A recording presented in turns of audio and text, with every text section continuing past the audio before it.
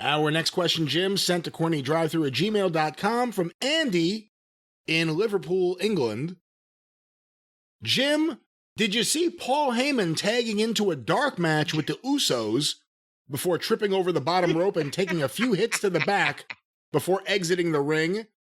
What do you make of it, and have you done something similar in your time as a heel manager? Oh, God, yes, a million times, but mine all looked better. No, I saw that somebody tweeted the footage. It's a dark match at a show somewhere, and it's not for TV, and Paul's there at ringside, and he gets mad at the baby faces, and it was such a high-up shot, and I'm looking at the Twitter screen. I don't even know who was in the match besides Paul, but he takes his jacket off, he whips the jacket off and everything, and he gets up on the apron, and he's going to come in and fight the baby face, and as he steps over the second rope and comes in, he, of course, trips and falls on his face, and they get on him, and boom, boom, boom, and he rolls out, and he's having a heart attack.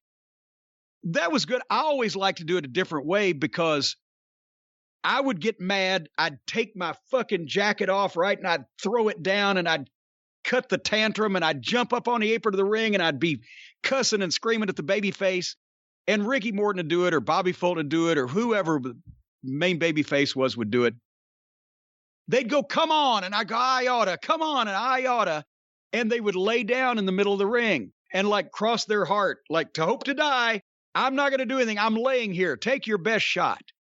And I'd creep into the ring. And I said, are you going to stay there? I'll stay right here. You promise? Cross your heart? Yep. And I would say, okay. And then I'd run and try to drop the big elbow. And of course, they'd move out of the way and I would land. And oh my God. And they'd fucking chase me, but I would crawl out and roll out on the floor and sell that. And oh my God.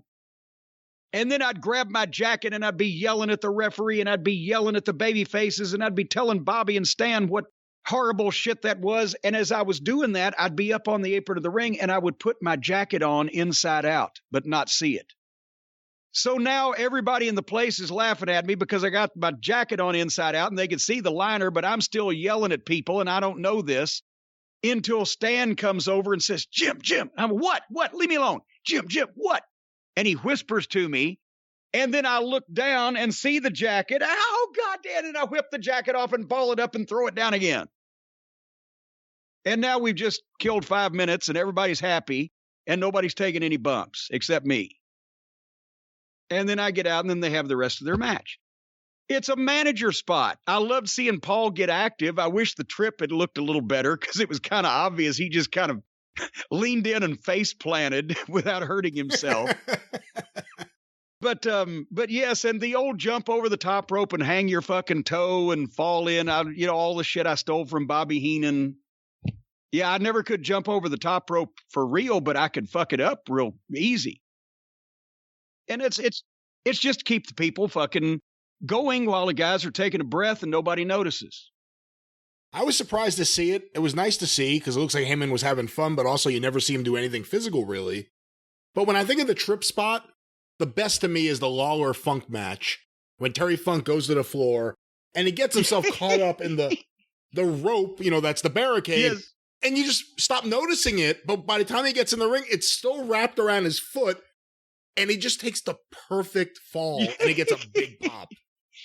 I stole that at a spot show match in Morristown, Tennessee, when it was, I can't remember, it may have been Bullet Bob and me and Killer Kyle at a handicap match or whatever. But I think I was there. You may have been there. It may have been one of the fan weeks. I got my leg caught around the rope and I got in the ring and it was caught around me. So trying to get that off, I got it around my arm. And when I fucking fell down, it was around my neck and ended up I'm fucking hanging from the ropes by the fucking rope that's the security rope. And Bob's pulling on the other end of it. But you have to make it look like you didn't mean to do it. That's the whole point. Nobody likes it if they think you're just yanking their chain on purpose.